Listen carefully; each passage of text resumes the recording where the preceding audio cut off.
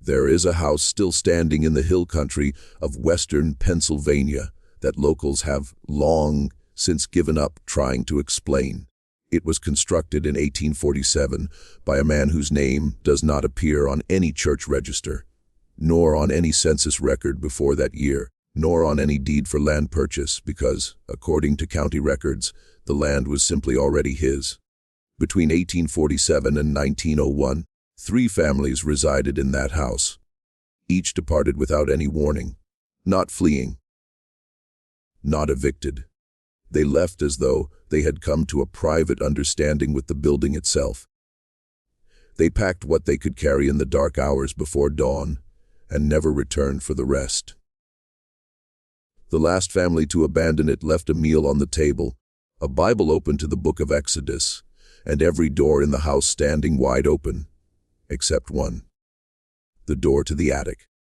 When a county assessor finally entered the property in the spring of 1902, he documented his findings in a report that was filed, stamped, and quietly removed from the public ledger within 60 days of its submission.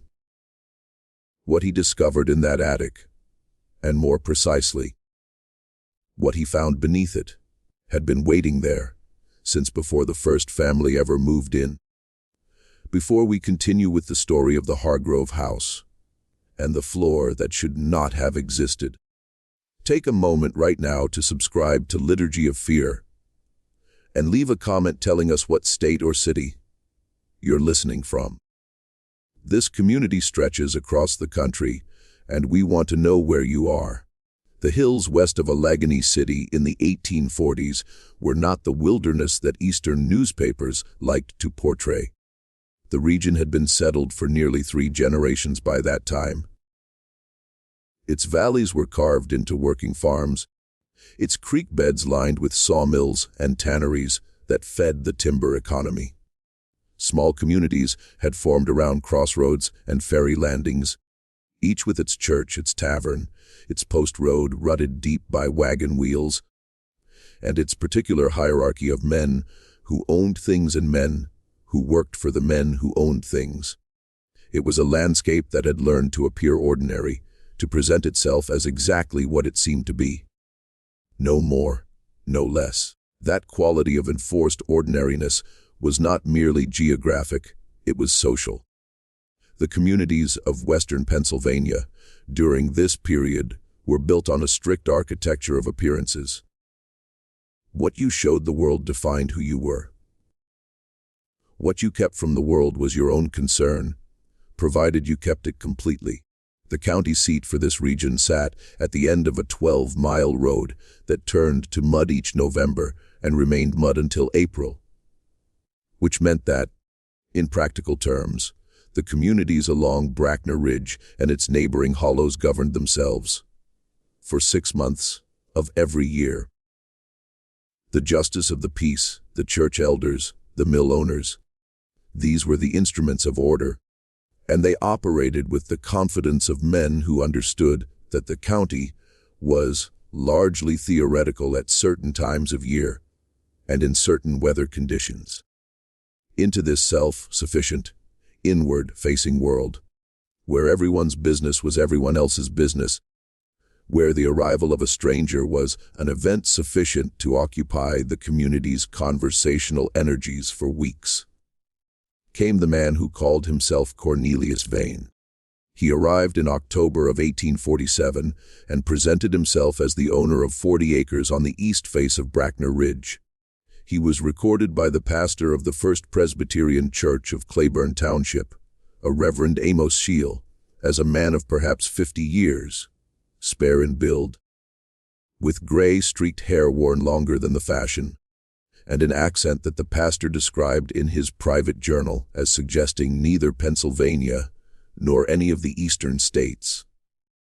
Somewhere farther south, he thought, or perhaps a region entirely outside his experience.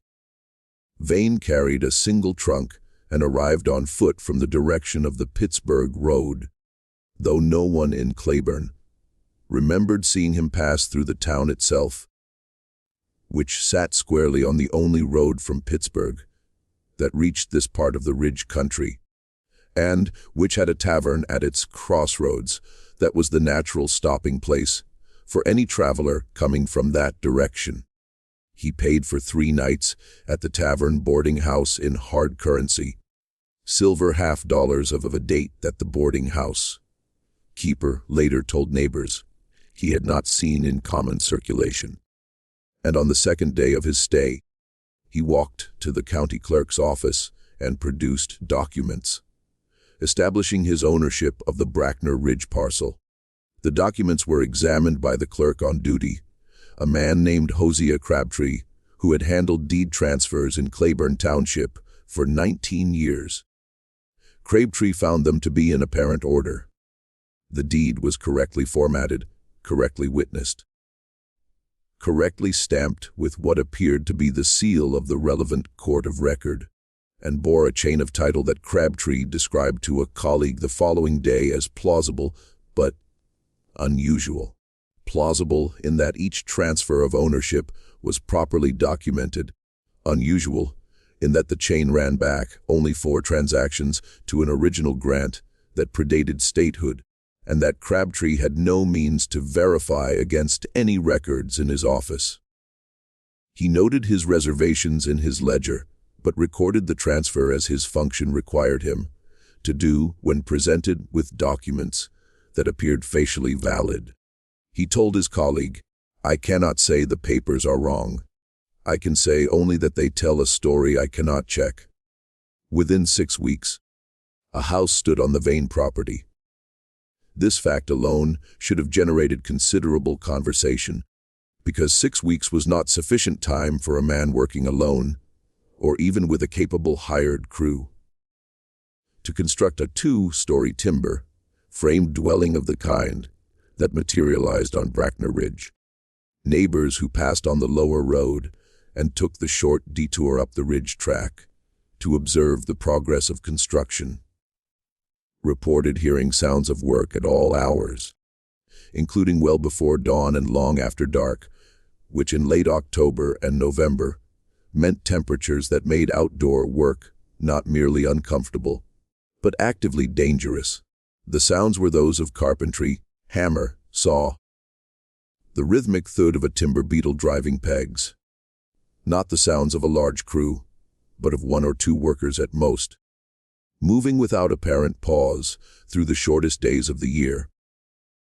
When Jeremiah Ott, a man who ran the nearest farm at the base of the ridge, rode up the track to introduce himself in the 3rd week of November, he found the house not only structurally complete, but furnished. Curtains in the windows, a kitchen garden already turned for winter, the soil banked over with straw in the manner of a careful farmer who expected to return to it in spring, firewood stacked to the eaves of a woodshed that also, somehow, was already built and roofed, and Cornelius Vane sitting on the porch in the November cold, without a coat, reading something that he closed and set face down on the porch rail before Ott could see the cover. Vane received him with courtesy. He offered nothing to drink, though the season and the custom of the region would have suggested, at minimum, a cup of something warm. He answered questions about his past with answers that technically responded to what was asked, without conveying anything of substance.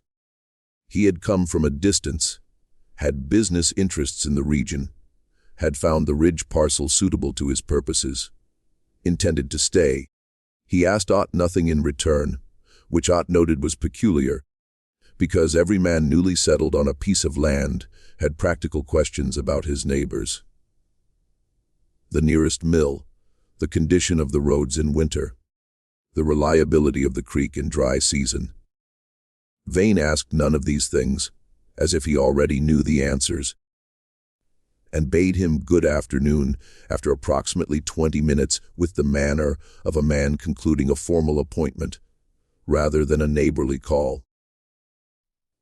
Ott rode home with the unsettling conviction that he had been assessed rather than visited, and that Vane had wanted to see him, had perhaps been expecting him, and having seen what he came to see, was finished with the encounter. The house itself, as Ott described it to his wife that evening, and as others who later gained access to it confirmed, was a capable piece of construction. Solid, well-fitted, nothing ostentatious. 2 stories, 4 rooms on the ground floor, including a kitchen with a substantial hearth, a steep staircase at the back of the main hall, and above it all, an attic that ran the full length of the building under a sharply pitched roof. The attic was accessed from a door at the top of the rear staircase and had 4 small windows, 2 at each gable end, which let in enough light on clear days to work by without a lamp. What distinguished the house from every other dwelling on Bracknell Ridge, and what those first observers did not yet have reason to examine carefully, was the flooring. The ground floor used wide chestnut planks, perhaps 18 inches across, the kind of first-growth timber that was becoming harder to find even in the 1840s, but was still available from the larger mills in the region. The second floor used narrower oak boards, also typical for the period and region. But the attic floor was something else. Those who eventually got close enough to examine it described a close, fitted tongue and groove hardwood of a species no one in Claiborne Township could readily identify. Not oak, not chestnut, not walnut, not cherry, not any of the familiar woods of the Pennsylvania forests. It was very pale, almost cream, colored when the light hit it with a fine, nearly invisible grain, and it had been laid with a precision that the millwright Roland Petcha, who came later, would describe as the finest example of finished carpentry he had seen in a domestic building anywhere in western Pennsylvania. The boards were fitted so tightly that no light passed between them, no air moved through them, and the surface was as level as a tabletop across the full 30-foot length and 15-foot width of the attic. Cornelius Vane lived on Bracknell Ridge for 4 years. In that time, he purchased nothing from the local merchants beyond occasional quantities of lamp oil and dried provisions. He kept no livestock that any neighbor ever observed. He cultivated the kitchen garden in spring and summer with quiet efficiency. He attended no church, joined no fraternal organization, subscribed to no newspaper, and sent and received mail only twice in 4 years, both times receiving packages from Pittsburgh that the postmaster described as heavy for their size, and sealed in a manner he had not seen before. The outer wrapping secured with a cord tied in a specific knot that the postmaster's wife, who had grown up on the coast of Maine and knew something about rope work, said was used by navigators and surveyors, not by merchants or ordinary men of business. Vane received, in 4 years, a total of 3 visitors. All 3 arrived on foot from the Pittsburgh direction. All 3 stayed between 1 and 3 days. All 3 departed in the early morning hours before the rest of the community was stirring. Reverend Seal, who noted each of these visits in his journal, wrote that the 3 visitors shared what he called a quality of practiced inconspicuousness. People who had trained themselves to take up as little space in the world as possible, to make no impression, to be forgotten almost in the act of being observed. He found this quality, in the context of visits to a man who himself possessed it, to be more alarming than any more visible strangeness would have been. In the spring of 1851, Cornelius Vane was gone. He gave no notice. He transacted no sale. He filed no departure with any public office. The house on Bracknell Ridge stood empty for 11 months, the kitchen garden going to weed, the firewood slowly consumed by no fire, the curtains fading behind their windows.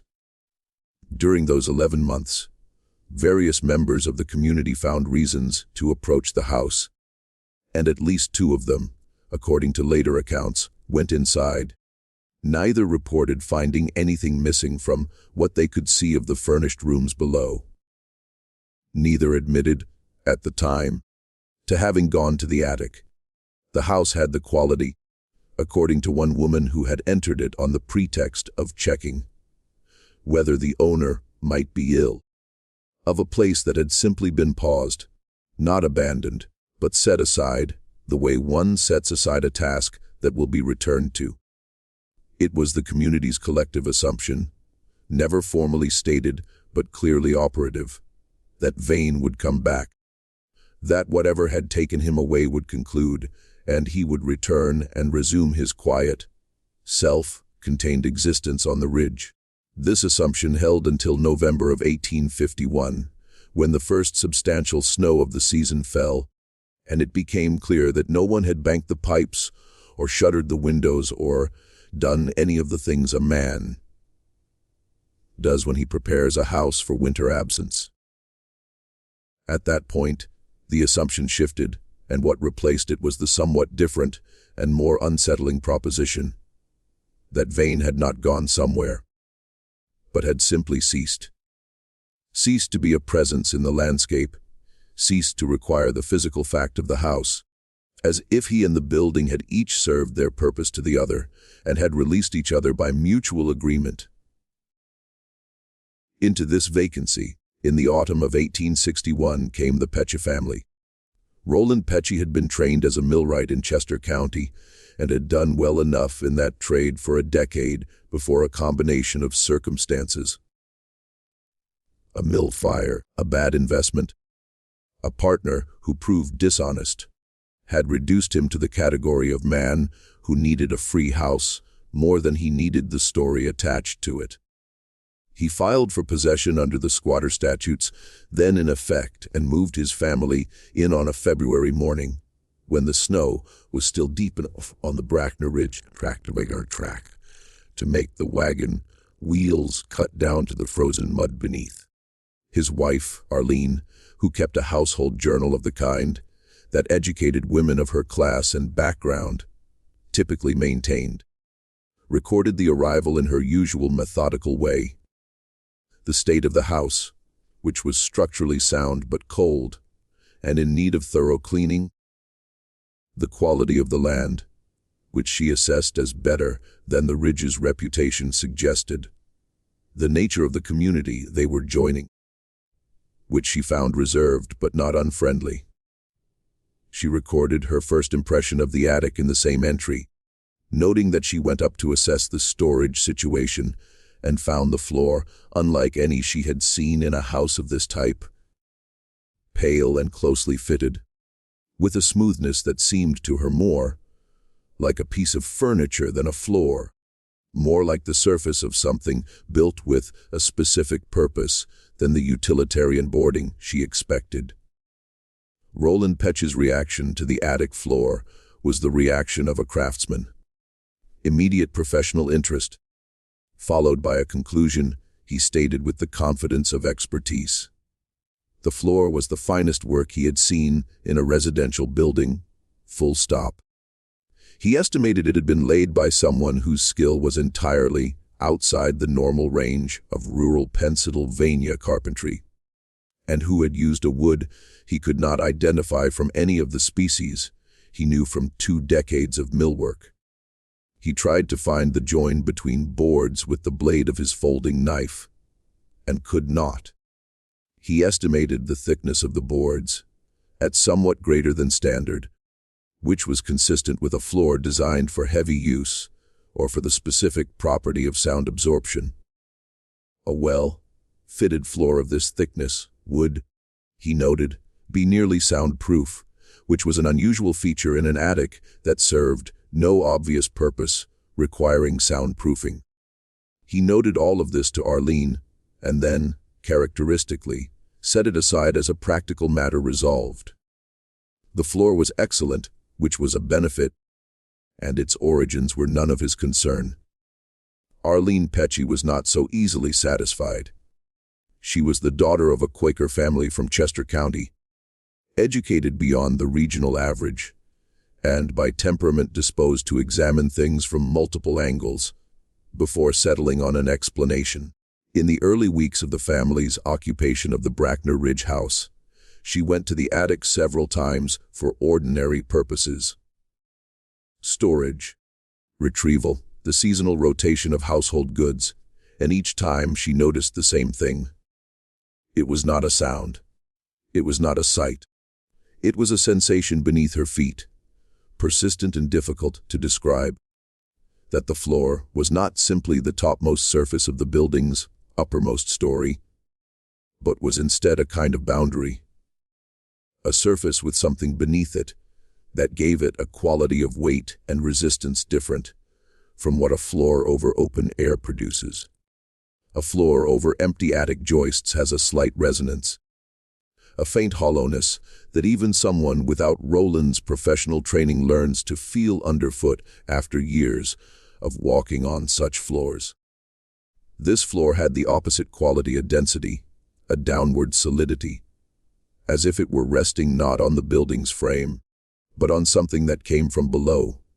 She mentioned this to Roland in November of 1852, framing it as carefully as she could in practical terms, because she knew him well enough to understand that anything framed as intuition would be dismissed before it was considered. She described the sensation she felt underfoot. She described the quality of the sound when she pressed her heel against the boards.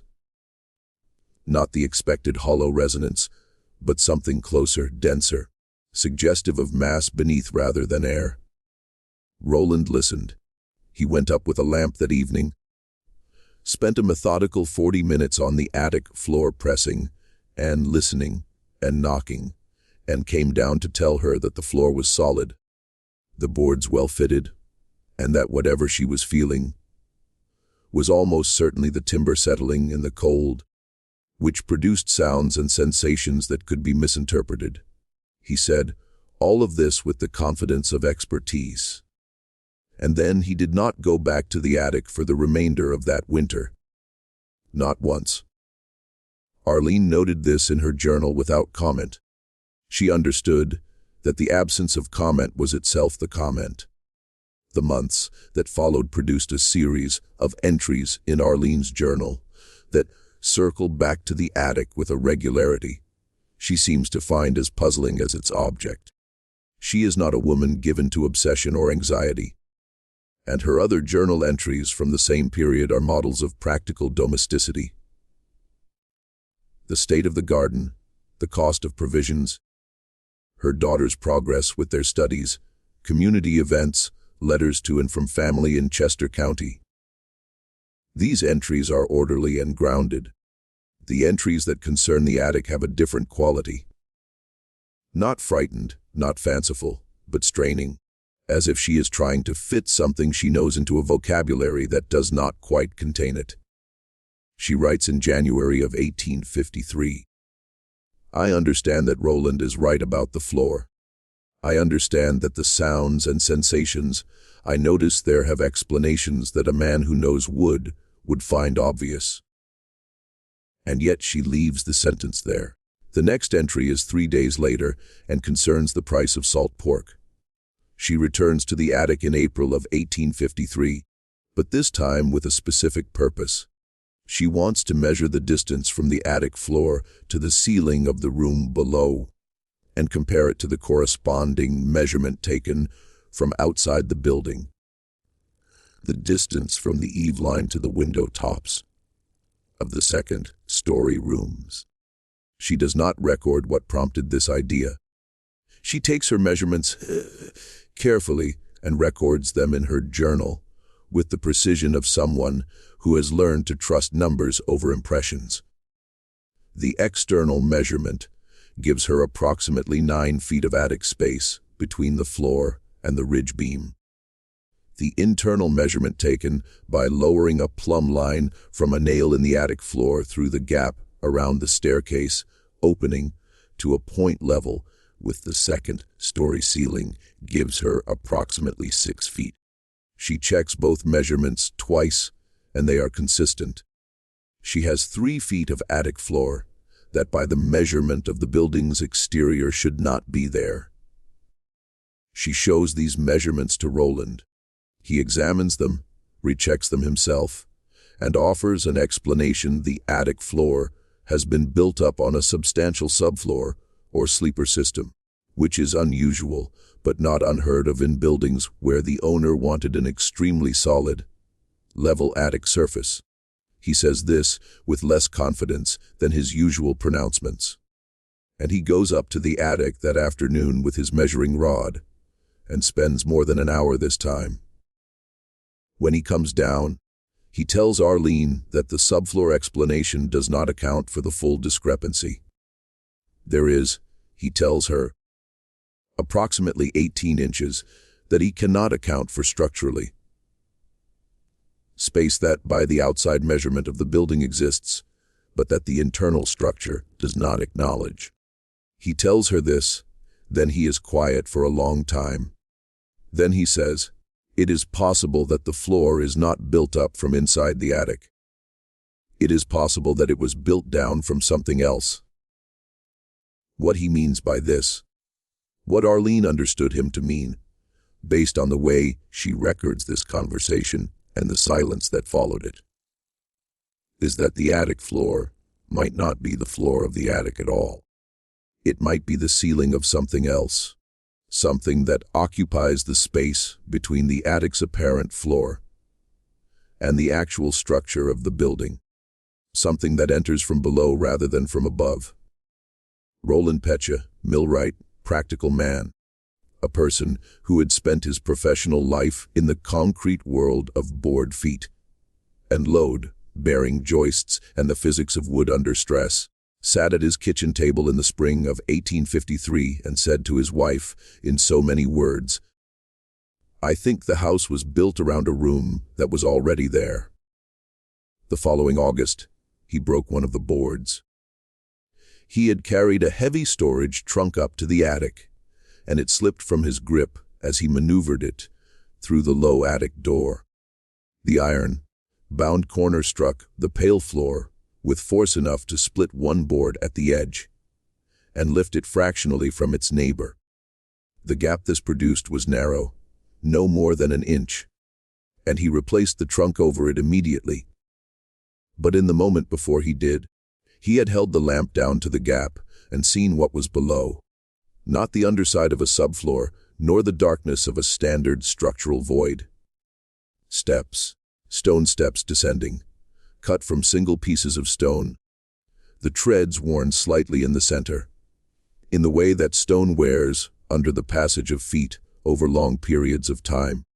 The walls visible in that brief lamplight were cut stone as well, fitted without mortar in the manner of construction far older than anything a man building a house in western Pennsylvania in 1847 would normally employ. Roland Pecha replaced the trunk over the cracked board, went downstairs, and told his wife to begin preparing for a move in the spring. He told her the board had cracked, and he had seen a structural void beneath it that needed addressing. He did not tell her what he had actually seen. He did not tell her why a structural void would require them to leave rather than repair. He told her nothing more about the attic for the remainder of their time in the house, which was not much time. They were gone by April of 1855, loading their wagon in the gray before dawn of a morning that Arlene described in the last full entry of her journal as cold and still, and smelling of the previous autumn's leaves, as if winter had held them so long in that place that even the seasons were confused about when it was time to let things go. Arlene's journal ends mid-sentence on the night before their departure. The final complete sentence reads, Roland says we are not running. Roland says there is nothing to run from. The sentence after that breaks off after 4 words. But the floor is. The remaining pages of the journal are blank. The house stood empty for 6 years. During those 6 years, it became what empty houses in rural communities always become, a subject of speculation, a location where teenage courage was tested on autumn nights, a repository for whatever stories the community needed to attach to a place that no one fully understood. The stories that grew around the Brackner Ridge house during this period were notable for their restraint. The people of Claiborne Township were not prone to elaborate ghost narratives, and the relatively recent memory of the Pecha family's departure, people who had lived in the house for 3 years and left abruptly without explanation, was too close and too concrete to require embellishment. What circulated in the community was more specific than ghost stories. There was something under the house. Cornelius Vane had put it there, or had found it there, or had built the house to keep people from asking about it. The Pecha family had discovered what it was, and whatever it was sufficient to persuade a capable, practical man like Roland Pecha to leave a sound, weatherproof, rent-free house rather than remain in it. It is worth pausing here to note something about the stories that did not attach themselves to the Bracknell Ridge house. During these 6 years, there were no reports of lights, sounds, or apparitions associated with the empty building. No animals refused to approach it. No children told stories of figures seen in the windows. The house's reputation was not of the haunted kind, the kind generated by fear of the uncanny. It was of a different, and in some ways more durable kind. The reputation of a place that was known to contain something specifically and concretely that people had decided was better not to investigate. The distinction matters. Haunted places invite the brave and the curious because the stories attached to them are understood to be stories, and a certain kind of person is drawn to test that understanding. A place known to contain something real does not invite that kind of curiosity. It invites avoidance, or it invites the particular determined appetite of the person who has decided that knowing is worth whatever knowing costs. The Hargrove family belonged to neither of these categories. They were practical, economically depressed, and in possession of the specific kind of optimism that attaches itself to people who have been unlucky long enough to start discounting warnings as the luxury of people who have not been unlucky. Silas Hargrove was a former blacksmith who had lost 2 fingers in his forge in the same accident and had been looking since then for the kind of stable, low-cost existence that would let him and his family regain some kind of footing. His wife, Constance, was a determined woman from a farming family in Ohio who had married Silas when they were both young enough to believe that determination and hard work would suffice. Their son, Derry, was 14 when the family arrived at Bracknell Ridge in October of 1861, 1 month into the Civil War, old enough to understand that his father was a man reduced from what he had been, and young enough to believe that the reduction was reversible.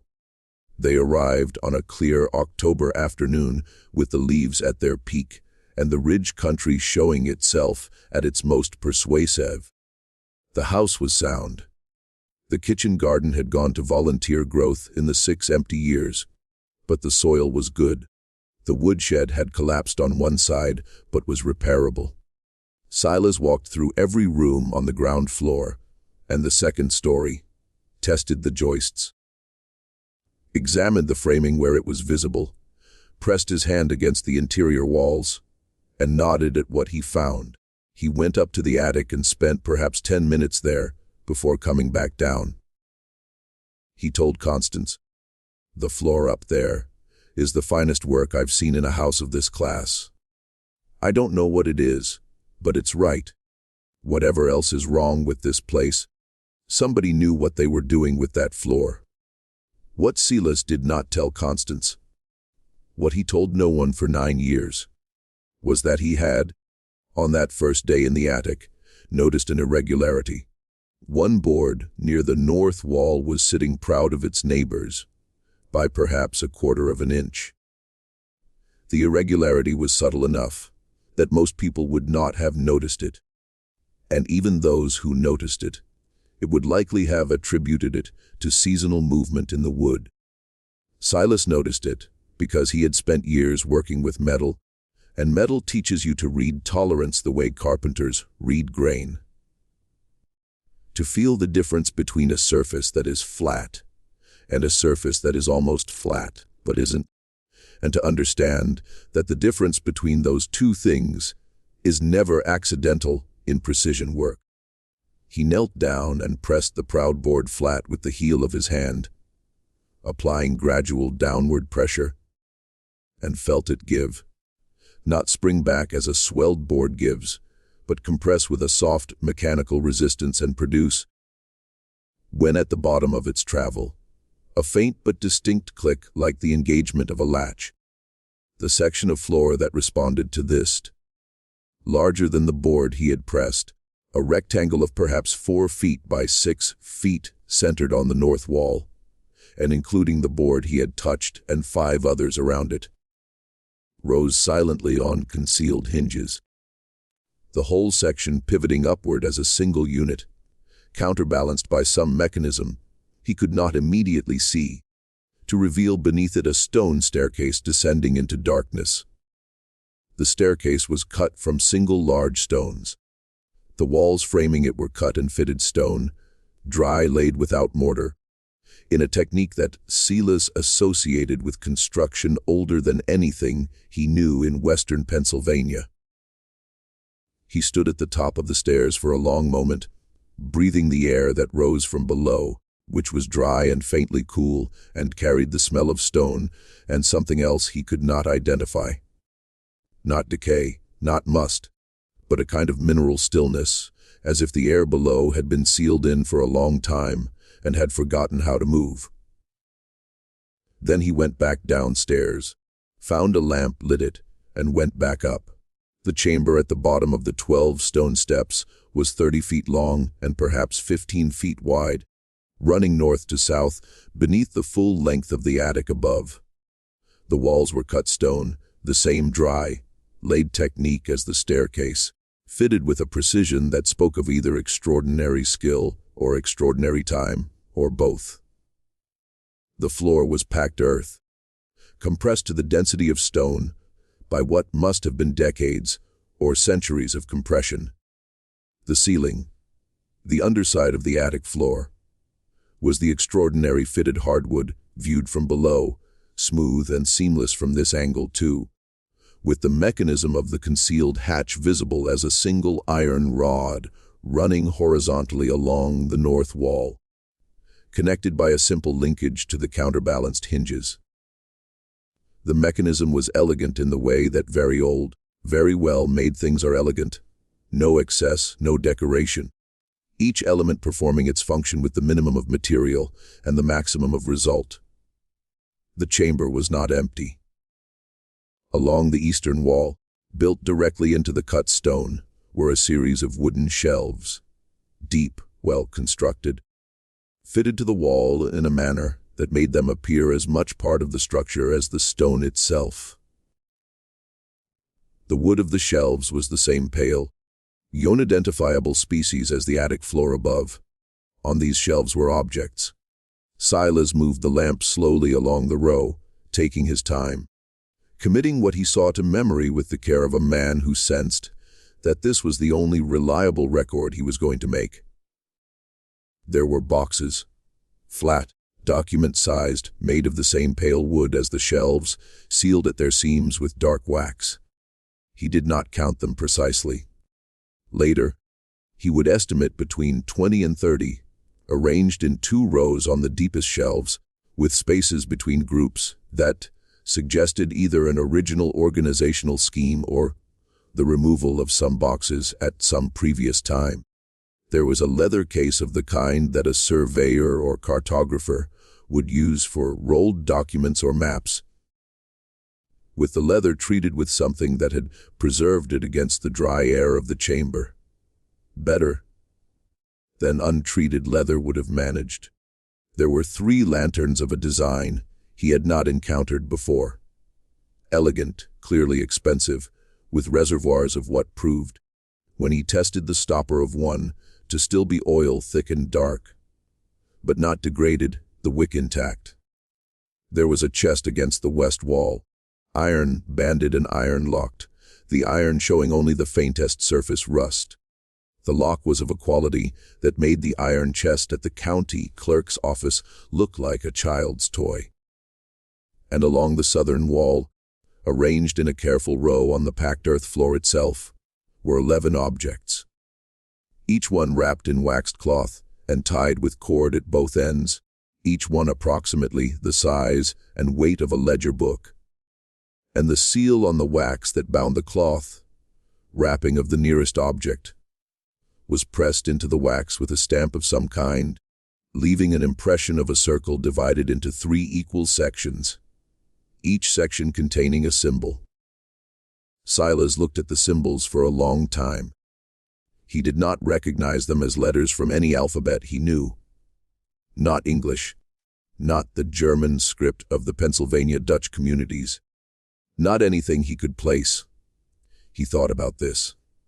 He thought about the dry, perfectly preserved air of the chamber, the lantern still full of oil, the wax seals intact across all 11 objects, and all the boxes on the shelves. He thought about the stone walls, and the mechanism in the ceiling, and the house built above it, built around it, built to cover it by a man who had arrived from nowhere with ownership papers that could not be verified, and who had disappeared 4 years later as quietly as he had appeared. He thought about all of this, and he made the decision that would govern his relationship to the Bracknell Ridge house. For the next 9 years, he would touch nothing. He would say nothing. He would go back upstairs, engage the mechanism, and live in the house as if the chamber did not exist. He told himself this was prudent.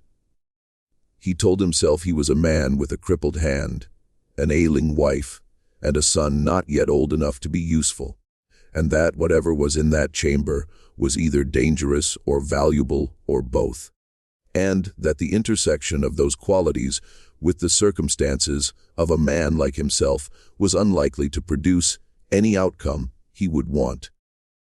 He told himself in the language of the practical man he understood himself to be, that he had found something that did not belong to him, and that the correct course of action was to leave it where it was. He told himself all of this, and it was true. It was all true. And he also knew in the part of himself that was more honest than his reasoning, that what had stopped him from touching anything in that chamber was something simpler and more fundamental than calculation. It was the feeling, standing in the lamplight among the sealed boxes and the wrapped ledgers and the silent iron chest, that the objects in that room knew he was there. Not in any supernatural sense. Silas was not a man for supernatural senses, but in the sense that objects arranged with deliberate care in a preserved space carry the intention of the person who arranged them. And that intention in this case communicated itself to him with perfect clarity. These things were placed here to wait, and the person who placed them chose carefully who would wait with them. And that person was not Silas Hargrove. He engaged the mechanism and went downstairs. He never told Constance. He never, in 9 years of living with it, stopped asking himself whether that was right. Constance died in the winter of 1868 of a fever that took hold and let go slow. And in the weeks of her illness and the months after it, the question of what she had not known about the attic of the house she had lived in for 7 years acquired a weight that Silas carried in addition to the ordinary weight of grief. He did not go back to the chamber. He did not tell anyone. He stayed. What kept him there? In a house he could have left at any time, in a community he owed nothing to, with a secret beneath his feet that had cost him his wife's full knowledge of her own home.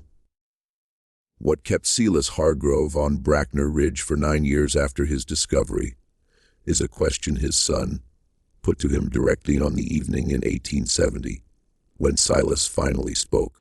Derry was 23, married to a woman named Lucette from a farming family in Westmoreland County, and beginning to understand that his father's health was failing and that the questions he did not ask now would not be answerable later. He put the question plainly. "Why did you stay?" Silas thought about this for a while and then said, "I stayed because leaving felt like trespassing, like I would be taking something with me that I hadn't been given." He paused and then said something that Derry recorded verbatim in his later letter to his cousin in Ohio. "The room is not finished with its business. I could feel that as clearly as I can feel the cold. Whatever they put down there, whoever they were, it isn't done yet. And I'm not the one to interfere with it." Derry Hargrove listened to everything his father told him that evening. He asked his questions, received his answers, and then waited 3 days before going up to the attic himself. He did not tell Lucette where he was going. He found the mechanism on the first try, because his father had described its location precisely.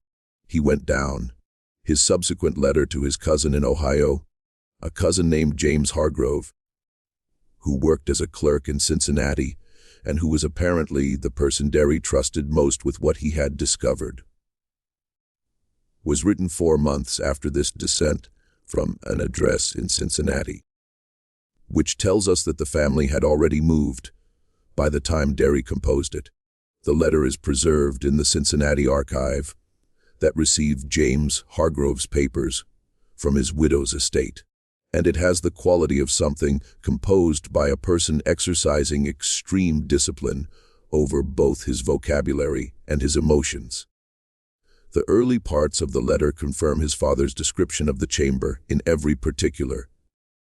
The stone walls, the shelves, the sealed boxes, the 3 lanterns with their oil intact, the leather map cased, the iron banded chest, the leaven-wrapped objects along the southern wall. Nothing, as far as he could determine, had been disturbed since his father's visit 9 years before. The preservation was, if anything, more remarkable to Derry than it had been to Silas, because Derry was old enough to have a clearer sense of what 9 years of undisturbed storage in a sealed space does to organic materials. And what the chamber preserved was not what should have survived. Unlike his father, Derry opened one of the flat wooden boxes. He chose one at random from the middle of the lower row on the eastern shelves, unworking the wax seal carefully to avoid breaking it more than necessary. He intended, he wrote, to reseal it after reading, though he did not explain why this mattered to him, and it is one of several details in the letter where his reasoning is opaque in ways that suggest he is omitting something he chose not to commit to paper. The box contained documents, multiple sheets of paper he described as thin as a banknote but more durable, written in a hand so uniform and precise that he initially mistook it for printing. He read English. The documents were in English, clearly composed by someone for whom English was their primary language of formal communication. He read enough to understand the nature of the documents. Then he replaced them in the box, pressed the wax seal back as well as he could manage, returned the box to its position on the shelf, and went back up the stairs without examining anything else. In the letter to his cousin, he does not transcribe what he read. He says, "I will not write the details here, James. Not because I don't trust you, but because I don't trust paper." He says the documents concern names, a very large number of names, more than I could count in the pages I saw from one box alone. Against each name there are dates, locations, and figures that I took at first to be monetary amounts, though now I am not certain they are monetary. He says the locations range far beyond what I expected, beyond Pennsylvania, beyond the eastern states, into regions I could identify and regions I could not.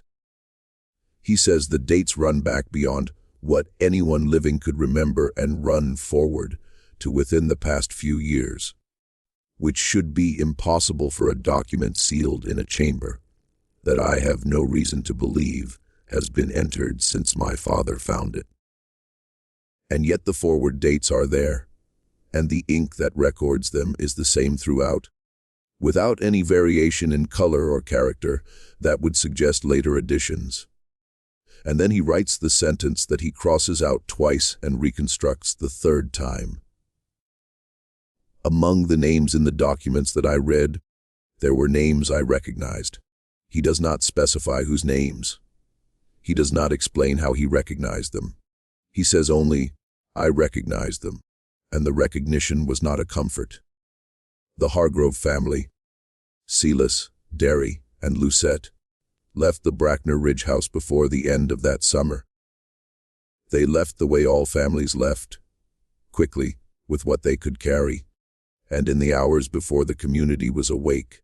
Silas died in Cincinnati in 1873, 3 years after leaving the only home he had occupied for most of his adult life. Derry continued corresponding with his cousin for a decade after the Cincinnati letter, but never returned to the subject of the chamber or its contents. Lucette outlived them both in the spring of 1904. A Pittsburgh Dispatch correspondent named Harlan Voss was working on a series of articles about abandoned properties in western Pennsylvania, a subject that had acquired renewed public interest after the industrialization of the region had left a scattered farm properties in the wake of the population's movement toward the mill towns. Voss tracked down Lucette Hargrove, then in her 70s, living with a daughter's family in a suburb of Pittsburgh. Voss asked her about the house on Bracknell Ridge, which had by then been demolished. Lucette granted him one interview. Voss's article, which ran in the Dispatch in May of 1904, quotes her sparingly. She says that she never went to the attic of the Bracknell Ridge house and never asked her husband what he found there. She says, I knew he had found something. I knew it from the first week. A woman knows when her husband is carrying something that isn't hers to share. I made my peace with not knowing. Voss notes in the published article that Mrs. Hargrove, when speaking of the house, appeared not frightened, but relieved, as if the question had been put to her in a form she could answer without saying anything real. Lucette died in 1907. No other member of the Hargrove family left any account of the Bracknell Ridge house. Now we arrive at the county assessor, and at the moment when the machinery of institutional management becomes briefly and imperfectly visible. His name was Ezekiel Morrow, and he had spent 20 years documenting properties for Allegheny County with the methodical temperament of a man who believed that accurate records were the foundation of civil society, and that the production of accurate records was therefore a form of civic virtue. He had seen in those 20 years the full range of what people build, store, abandon, and conceal. And he had developed a professional practice of treating what he found with the equanimity appropriate to his function. His job was to document, not to judge. He arrived at the Bracknell Ridge property in April of 1902, authorized by the county to assess the estate of the property's most recent registered owner, who had died without heirs, and to determine its disposition. He entered the house and conducted his examination floor by floor, room by room, with the thoroughness his professional reputation required. He reached the attic in the afternoon of his second day. He found the mechanism on his first careful examination of the floor. It took him longer than it had taken Silas Hargrove, because he was approaching an unfamiliar surface without prior knowledge. But the proud board near the north wall was visible to a careful observer, and Morrow was a careful observer. He triggered the mechanism. He went downstairs for a lamp. He descended. His written report, filed with the county clerk's office on April 29, 1902, ran to 31 pages. And this was extraordinary.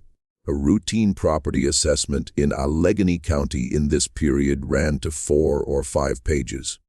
The additional 26 pages of Morrow's report accounted for the chamber its contents, their condition, and his professional observations about the construction of both the chamber and the concealment mechanism above it. He was specific. He inventoried the objects on the shelves and the floor in the same detail, and with the same calm professional language he would have used to inventory any property. He noted the condition of each category of object. He noted his assessment of the chamber's construction date, which he placed significantly earlier than the house above it.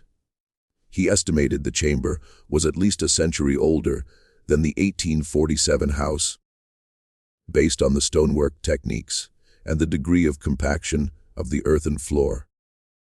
He noted the seal on the wax of the 11 cloth, wrapped objects, and described it in terms precise enough to constitute a useful identification. A circle of approximately 1 inch in diameter, divided into 3 equal sectors by lines running from the circumference to the center, each sector containing a single symbol that he reproduced by hand drawing in the margin of his report. He noted that he had seen this seal before in a different context, and that recognition was part of what he considered his professional obligation to report. He filed the report. He received the standard receipt.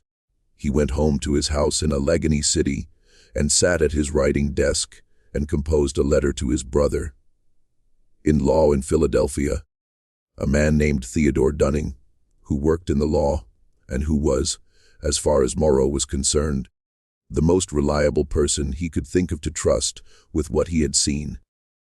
In the letter, which Morrow evidently wrote the same evening, he returned from the property. He describes the chamber and its contents in summary. Not the full inventory of the report, but enough to convey the nature and significance of the discovery. He describes the seal. He describes his prior encounter with the seal, which he is careful to frame in terms that acknowledge it without specifying the context. He had seen it on a document that had come through his office in an official capacity 7 years prior, in connection with a matter that had been referred upward for resolution and that he had subsequently not been asked to follow up on. He had noted the seal at the time and had not found a match for it in any reference he consulted. Seeing it again in the chamber beneath the Bracknell Ridge house, he wrote, confirmed for him that what he had found was not an isolated historical curiosity, but was connected to something ongoing, something that had people, and that those people moved documents and property, and presumably information in patterns that were not visible to the normal instruments of county governance.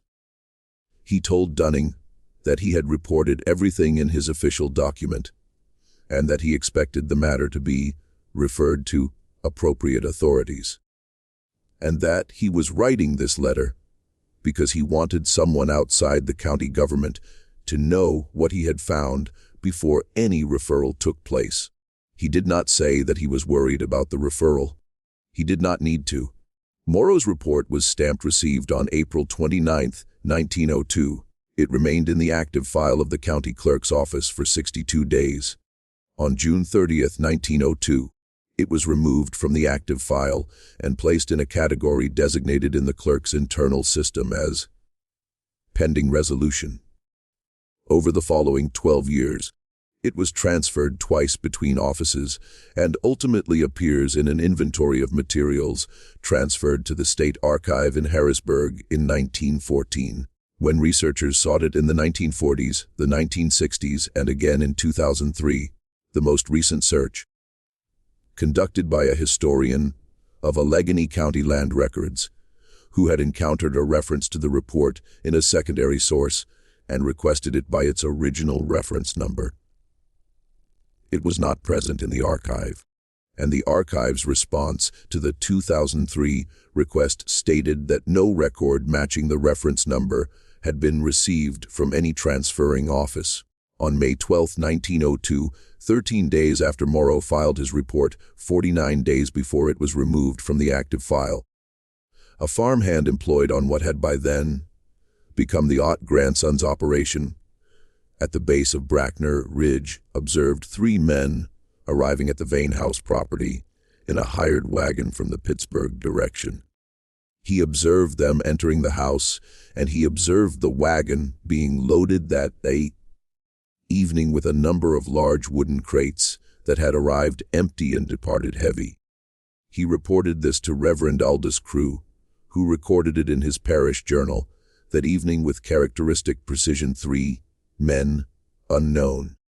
Wagon hired from Pittsburgh, arrived mid-morning. They departed approximately 4 hours before sundown with crates of significant weight. Crew noted that the men had not stopped in the village, had not identified themselves to anyone, and had conducted their business at the Bracknell Ridge property with the speed and efficiency of people who knew exactly what they had come to do. Within 2 weeks of this observation, the Bracknell Ridge property changed hands in a transaction recorded at the county clerk's office. Sold to a Pittsburgh businessman whose name appears in the deed and nowhere else in any record that subsequent researchers have located. No business registration, no other property transaction, no correspondence, no mention in any Pittsburgh directory of the period. The house was demolished the following spring. Concrete was poured over the site. A dairy operation was established there in the 1910s and ran until the 1940s. The ridge is farmland now, unremarkable, indistinguishable from any other ridge in this part of western Pennsylvania. Ezekiel Morrow retired from the county clerk's office in 1906. He spent his remaining years in Shadyside, a quiet residential neighborhood of Pittsburgh, and died in January of 1921 at the age of 73. Theodore Dunning, his brother-in-law in Philadelphia, predeceased him by 6 years. The letter Morrow had written in May of 1902 was found by Dunning's widow among her husband's personal papers when she settled his estate after his death in 1915. She kept it in an envelope marked, "Personal, not to be opened before my death." Apparently following instructions Dunning had left her, and when she herself died in 1931, the envelope passed to a nephew who worked as a records clerk in Pittsburgh. The nephew read the letter, considered its contents for several days, and then placed it in a box with other family papers. He donated the box to a Pittsburgh historical organization in the 1950s as part of a general disposal of the estate's less obviously valuable materials. The letter sat in the organization's uncatalogued holdings for over 40 years before it was processed as part of a general inventory in 1997. It has been read, as far as the organization can determine, by 3 researchers. None of them has published anything about it. The question that runs through all of this, through Silas Hargrove's 9 years of silence and Derry Hargrove's letter that says everything except the thing that mattered most, through Ezekiel Morrow's 31 pages removed to a place they have not been found since, is the question of what, specifically, was in that chamber. The documents, the sealed boxes, the wrapped ledgers, the leather map case, the iron, banded chest, all of it was carried out of the ridge on the evening of May 12, 1902, in crates loaded onto a wagon that returned to Pittsburgh and left no further trace. The chamber itself was poured full of concrete when the house above it was demolished. If anything remains beneath the foundation of what is now a working farm on the east face of Bracknell Ridge, no one has looked for it with the means to find it. And no one with obvious reason to look has appeared. The concrete was poured 62 years before Morrow's report was sought in the archive and found missing. And by the time anyone had reason to make that connection, the connection was as buried as the chamber. What the evidence allows us to say is this: Cornelius Vane did not build the chamber beneath the house. He built the house around a chamber that already existed. The chamber was cut from stone using techniques consistent with construction far older than 1847. The chamber was equipped with a mechanism for concealment that was already installed when Vane arrived, or that Vane installed when he built the house over it, as part of the same act of concealment. It was stocked with objects that were sealed for long-term preservation, and that included, among their contents, documents listing names and locations and figures across a range of dates that could not have been produced in a single historical moment. It was maintained across periods of apparent vacancy by Vane's presence, then by the three families who lived above it, and who, one by one, discovered it and chose silence, and then by whoever sent the three men with the wagon on the morning of May 12, 1902. The seal that closed the wax on the chamber's objects, the three-section circle with its three symbols, was a seal that a county assessor recognized from a previous official encounter 7 years before his visit to the chamber, which means it was a seal in active use in 1895 at minimum, and most likely later.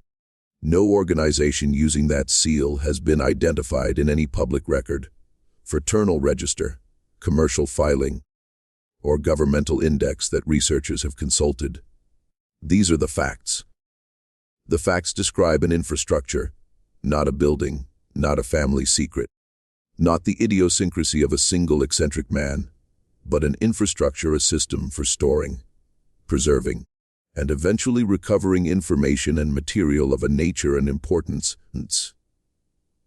that the people managing it had decided, over a period of decades and perhaps much longer, was better kept beneath a house in rural Pennsylvania than in any location accessible to the ordinary instruments of public record and institutional governance.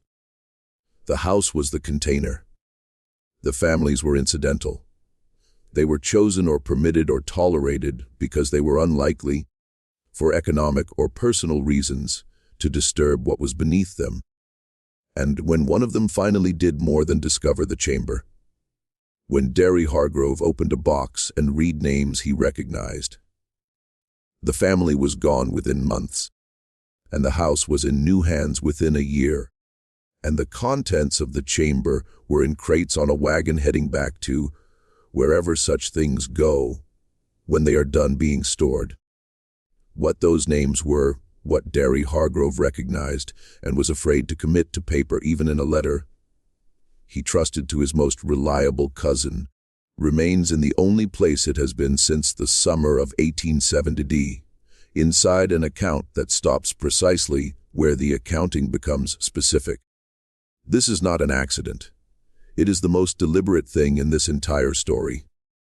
The decision made independently by Silas Hargrove, by Derry Hargrove, and by Ezekiel Morrow to leave the content out.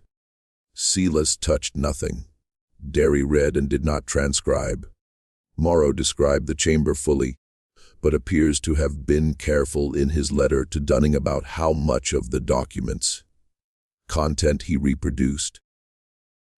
3 different men in 3 different decades, confronted with the contents of the same chamber, arrived at the same decision about how much to say.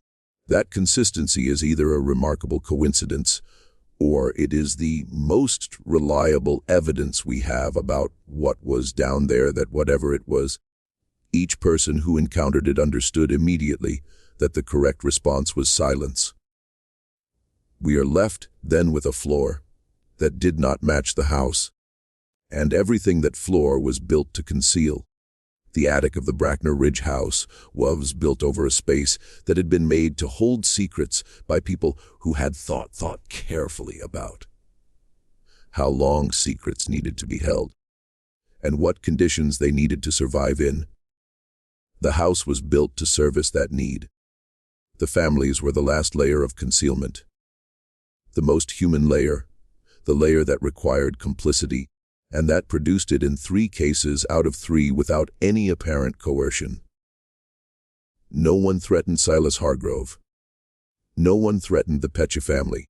No one threatened Ezekiel Morrow. They each encountered what was in that chamber and made, without instruction, the same choice. That tells us something about what they found. we are not entirely sure it tells us something reassuring. This mystery shows us, perhaps, something about the depth of certain silences, about the difference between a secret that is kept and a secret that keeps itself. The house on Bracknell Ridge was demolished more than a century ago. The ridge is quiet. The concrete has been there longer than anyone now living has been alive. And the documents with their names and their locations and their figures across decades of dates are wherever the Pittsburgh wagon took them, behind whatever institutional patience has been keeping them since. 3 researchers have read Morrow's letter and published nothing. Whatever is in that chamber's contents is still waiting for something. The way Silas Hargrove understood, standing in the lamplight of a December afternoon in 1861, that it had always been waiting. The question is not what the floor was hiding. The question is whether what was hiding beneath it is still somewhere hiding. What do you think of this story? Do you believe everything has been revealed about what lay beneath that floor? Leave your comment below. If you want more stories from the dark corners of American history, subscribe right now. Hit the notification bell and share this video with someone who loves a mystery that has no clean ending. We'll see you in the next one.